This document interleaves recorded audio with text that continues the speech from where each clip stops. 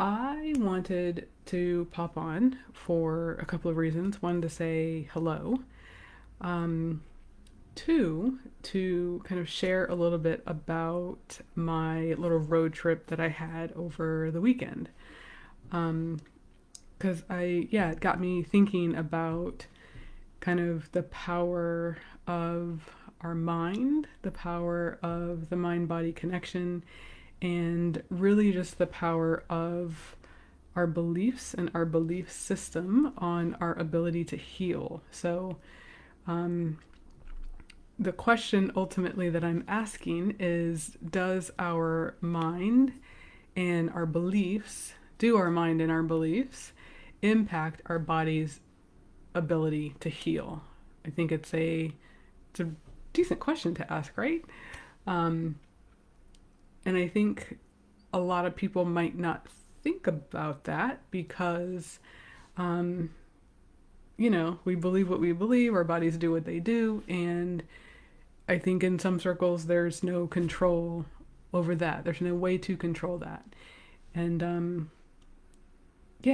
kind of wanted to explore this topic a little bit, and the sessions that I was doing over the weekend really are kind of solidifying this for me.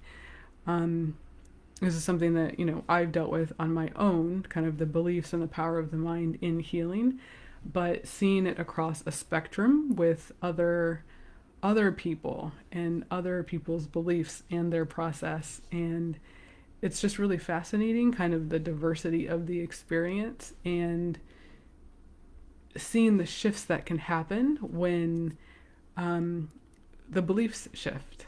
So that's kind of where we're going. But so for those who don't know, I was doing some QHHT hypnosis sessions over the weekend. So QHHT is quantum healing hypnosis technique, and it was created by Dolores Cannon in the 1950s or 60s, a while ago, and is an amazing technique for all sorts of quantum healing. There's a lot of layers of healing that can take place with a session, and by the practitioner, or for the practitioner and for the client. So what I've seen is both parties kind of experience a little bit of the healing in the sessions, which I think is really cool. And that's also the case, I think, with any kind of healing modality, is the practitioner and the client experience benefits of the time together during the session. So another benefit of doing this work, I think anytime you work with someone, you learn something cool, you get some healing, they get some healing. It's kind of expansive on all fronts. But so I was doing sessions with a friend and some of her family, and it was absolutely amazing. For those of you who don't know kind of the premise behind the QHHT sessions and how they work, you basically get to know a person, and then you kind of get them you induce them into that hypnotic state, into that trance state, and take them through a regression. So typically it is kind of past life, so past life regression, and then you move through kind of a healing segment where you work with the person's subconscious. And it can be extremely powerful. If you've talked to anyone who's done a session, it can be extremely eye-opening, really powerful, really kind of potent in healing if you allow yourself to kind of go there. And I'll say go there. Um, like I said, typically it is past life, but depending on kind of where the person is in their kind of evolution or in their healing process, or kind of the exposure that they've had to certain topics or things, it could be kind of another lifetime. So something galactic or non-human.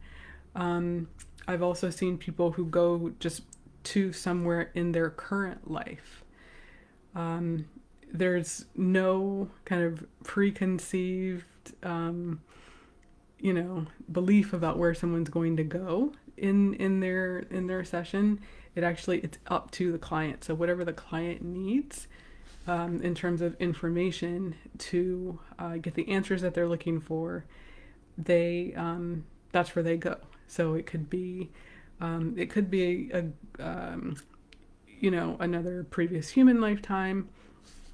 It could be a very simple life where they just were happy and they literally just needed to see that happiness was possible. It could be another lifetime where they were in the military and they were a general and they were a fighter and they were well regarded, and the lesson could be that they needed to see that they could kind of step up and be the leader that they know they can be. So all sorts of things are possible, and it's always different. There's no expectation, and that's what makes it so cool and so beautiful. But yeah, so yeah, over the weekend I actually saw all three of those. A really cool galactic timeline where someone was working not here on the planet, and they made some really cool technological advancements, and they needed to see that so they could start believing in themselves more and see that something like that was possible for themselves. So they almost needed proof that that they could do something like that to kind of push them a little further on their journey in this current lifetime. I also saw where people went kind of rewound into this current lifetime, and they wanted to look at some things from years ago. They needed some closure and some resolution there, and it was beautiful. It was exactly what they needed, and it was great.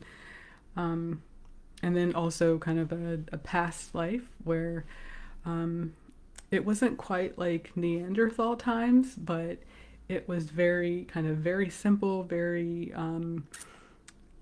early civilization kind of vibe to it, and it was simple, it was beautiful, and the person got what they needed.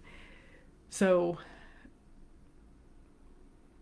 that was really cool. But what I think was even more interesting was the ability to receive the answers that people were looking for. So, as I said in kind of the third part of the session, we talked to the subconscious, and the practitioner or the facilitator asks questions that the client has drawn up. So they think about questions beforehand, and then we ask the questions during the session.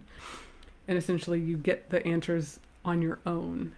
So it's your subconscious talking, giving yourself answers, which is I think a differentiator with this modality. But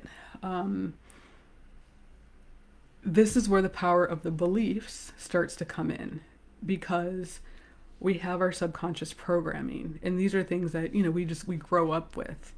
One of the first things that one of the examples that I has stuck with me when thinking about the subconscious when I first started learning about this stuff is when you're learning to drive a car. You learn where all of the you learn the pedals, so the brakes and the acceleration and the gear shift and the clutch and all those things. If you're doing a manual drive, you learn where generally where the the air conditioning and the heat are. Those are generally in the same place on a car. You learn where all the signals and kind of all the other buttons and things are. And then you learn kind of what it is to drive. This is what gets programmed, and you just learn how to drive, and you kind of always keep that in your memory. So it's something that you end up doing on autopilot, and it gets programmed in your subconscious. So when you're driving to, the grocery store, or you're driving to your home, or you're driving to a parent's, home, you learn the directions, and it just becomes a repeated action those repeated actions get programmed in your subconscious. Actions get programmed, beliefs can get programmed. So things like, you always clean your plate when you eat dinner or anytime you have food in front of you. You always respect your elders. You always conduct yourself in a certain way. Only certain types of healing can take place in a certain time frame. Healing is only possible if, things about money, things about relationship and love and life and all these things get programmed into us, whether they are something that we consciously take on, so have an experience and then formulate a belief on our own, or someone, tells us something and then we say, okay, yeah, I do believe that. And then you kind of take that on as your own and then live your life as such. So I was thinking about kind of the three sessions that I did and kind of the belief systems of the people who I was working with. And I found it interesting because when you're interacting with someone's subconscious, it's kind of like all the cards are on the table. There's no hiding. It's kind of all out there. And one of the people, they said they wanted some assistance with their back pain. I was thinking, okay, that's perfectly reasonable to ask. And so I said, what's behind the back pain? Can we work on this? Can we fix this? And the response of the person's subconscious was they need proof that this can actually be done. I thought, okay, so they asked the question can this be healed? What's behind this?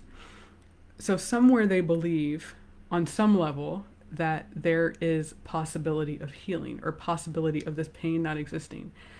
But when speaking directly to the person's subconscious, the response was they need proof. So this tells me that there's also, on some level, there's a disconnect on whether this person actually believes this healing can be possible.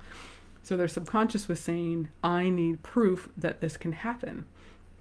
And I was thinking all of the times where, in my own journey, I thought that I had to be a certain way or had to live a certain life because someone else told me so.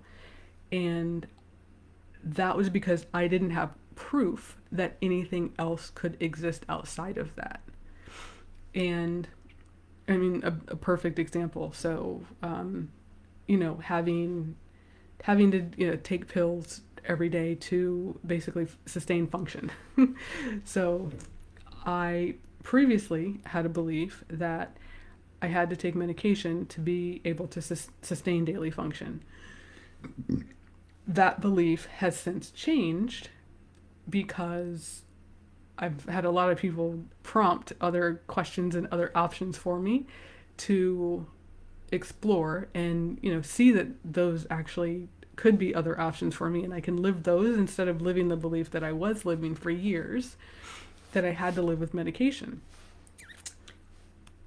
to sustain normal function. Let me clarify that. So I had to think about all the years that I had lived prior to this kind of belief being implanted, all the years that I had lived without medication. That was my proof. Like it was possible. I did it for, 20 plus years, 25 plus years. So as I was asking this question of this person, listening to their subconscious response of they need proof, I was also recalling my own journey of I was also looking for proof that I had done that before, but I also needed to see someone outside of me do the same thing. So heal themselves of, whatever diagnosis it was or whatever the situation that they were living with. So understanding the power of kind of that influence, the power of the proof, the kind of collection and inventory of proof that we are able to change our circumstances and see that we've done it in ourselves, in our own lives, but also having examples outside of ourselves to be able to do that.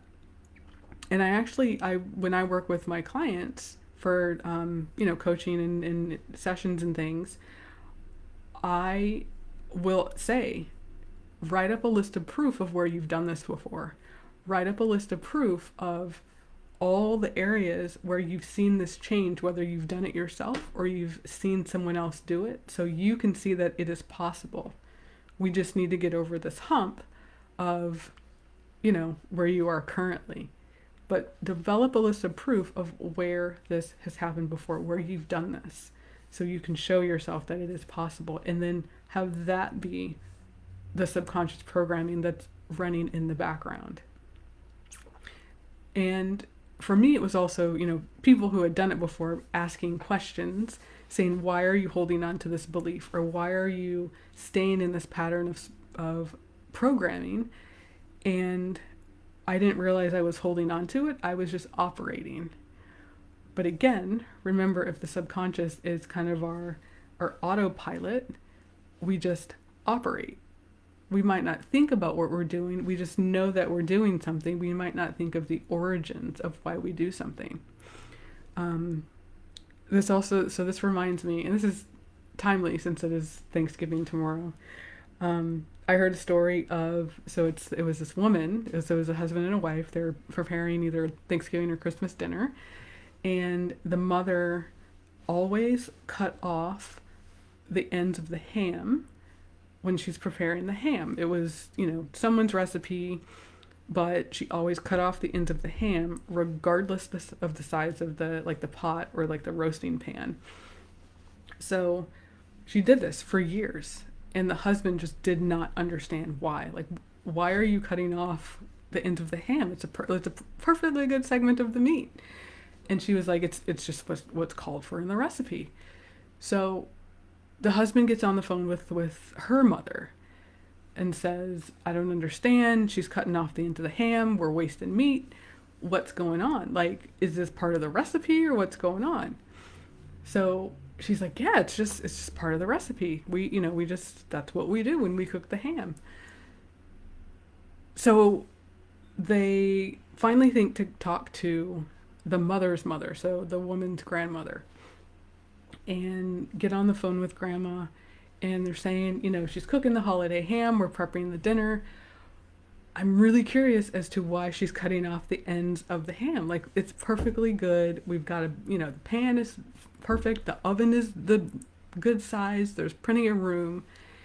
And grandma says, oh, well, I used to have to cut off the ends of the ham because we didn't have a big enough roasting pan, so that's what I had to do. And I wrote it down because I didn't want to forget. So all these years, 3 generations of cutting off the ends of the ham because of a circumstance that grandma had, because she couldn't afford anything else. But it becomes ingrained as part of the behavior for the holiday tradition of cooking the ham, cutting off the ends just because. So it's trivial in a sense because it's, cooking, it's just cooking a meal for a holiday. But when you think about all of the areas where something like this is running in our psyche, something is running in the background that we're operating off of, and we're not even aware of it, or we don't think about it, and how that could be influencing our day-to-day, how it could be influencing our interactions with others, how it could be influencing our body's ability to heal, the things that we're thinking are possible for our bodies. I can't help but think, how are we limiting ourselves, if at all? I could be wrong. Are we limiting ourselves by our beliefs? Are we limiting our body's ability to heal by the beliefs that we are thinking? And then, if we are, how do we become aware of that? How do we then switch to something that is, more expansive, or something, that doesn't have that block. So, yeah, I mean, if we're running on autopilot based on beliefs that say you always have to, get the test every year, or someone, you know, always experiences something in the family at a certain age. So therefore, you need to be on the lookout for that as well. Uh, you can't go to that grocery store because they always insert whatever they always do. You have to, be mindful of whatever because so and so is always going to hurt you. You have to rely on the medication to survive, to not be in pain. Your body won't heal, so therefore, don't try it. The diet isn't going to make a difference. All these things that we're told, and then as stories, as beliefs from other people, that then ingrain all in the body, all in the cells, all in the fluids, ingrain all in everything that we are and everything that we exist. What is the impact of that? What do our cells do as a result of these beliefs? What happens? So I'm a believer of the external environment in influencing the internal environment. So external being your physical environment, if there's clutter, if there's toxins, if there's stress, all these things impacting the physical body, the food that we put in our bodies, the thoughts that we think, the sleep that we get, like all of it kind of influences everything that happens internally. But the beliefs that we're programming in our bodies, whether they are ours or not, what impact does that have? And I'm really, really, really starting to become a very firm and staunch believer that the beliefs are the key. Because the more that I do these sessions, and the more the more that you kind of are able to access that version of someone, their subconscious version, where there's no hiding, where there's no filter, you're getting the real deal. You start to see what happens when we kind of go on that autopilot and don't have the prompters of thinking outside of our current mindset or thought process. So for this person in particular, where they were looking for the back pain relief, we were able to unwind it. And I said, well, where is that coming from? Is this a story that this person was told that they then started to believe was true for them and their body? And we had to figure out where did that story start? Who said that?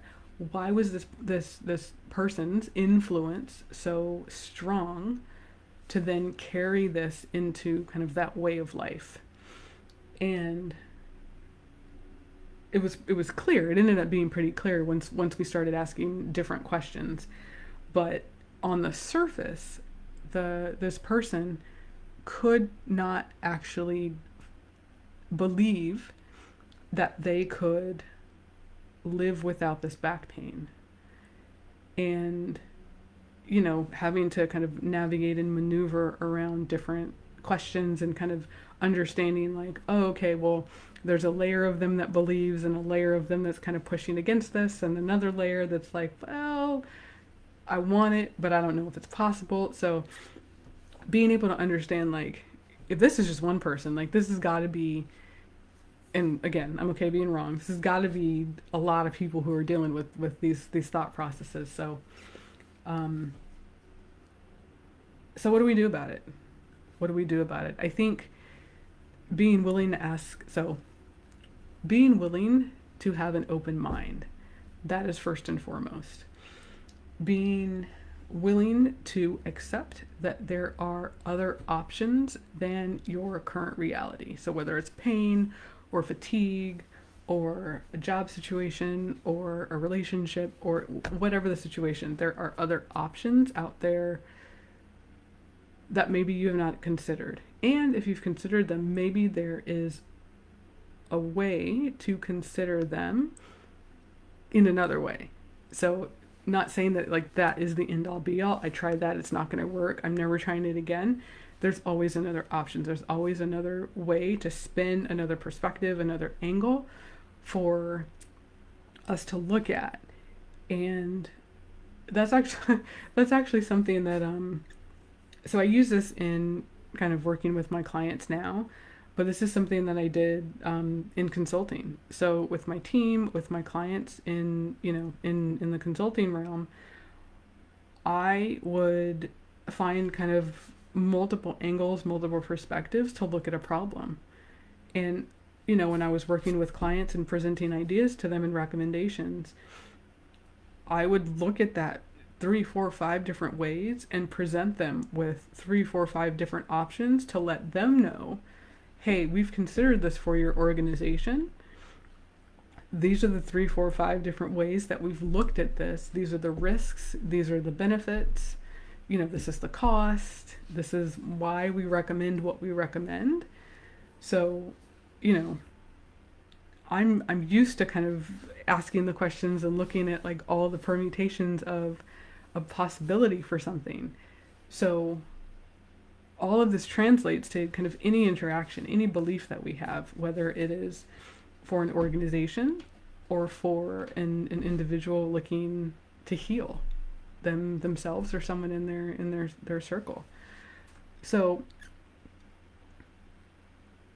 being willing to look at other options, being willing to entertain that the other options are even possible, and then finding proof.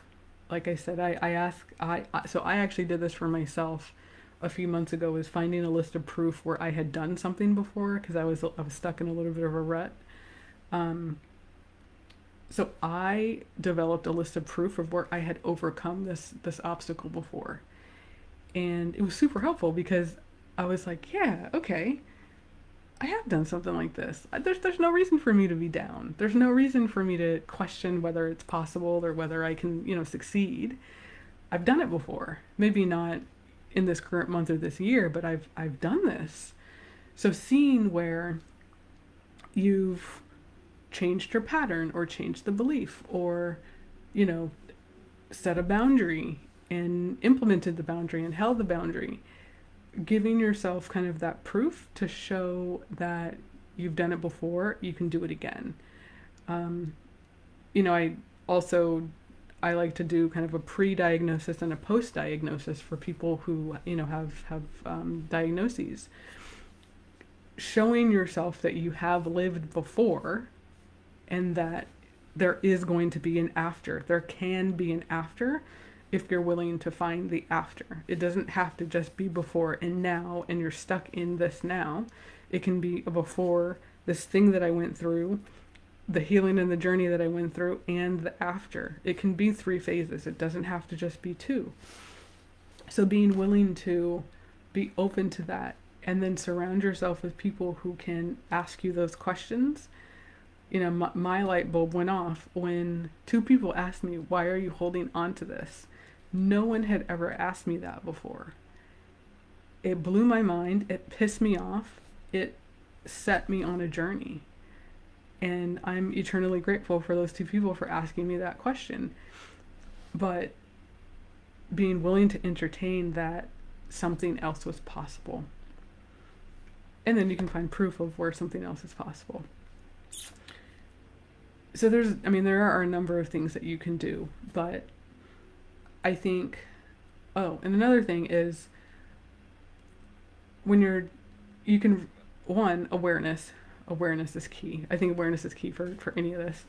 Awareness that you're having a belief or a belief is influencing your pattern. your patterns of behavior, and asking, where did this come from? Where did this start? So the language that I've started to use is this something that I believe on my own? Like, did I create this belief in myself? Or is this a story that someone told me that I started to believe? Being willing to say a story is a lot more friendly, and it's just not threatening. So is this a story that I've taken on as my own? I found that to be really helpful in the languaging. So, but yeah, the power of the mind, the power of the body, and healing, the connection between the two. This is so fascinating. This are working with the subconscious, working with, healing in the body. I love this stuff. I absolutely love this stuff. So I hope this is helpful. I hope this kind of exploration is helpful. I'm interested in hearing your experience with the mind-body connection, the power of the mind and beliefs in the healing process. And yeah, I look forward to continuing this conversation. So I hope everyone has a beautiful Thanksgiving. Lots to be grateful for, as I said in the beginning. And yeah, we'll be in touch.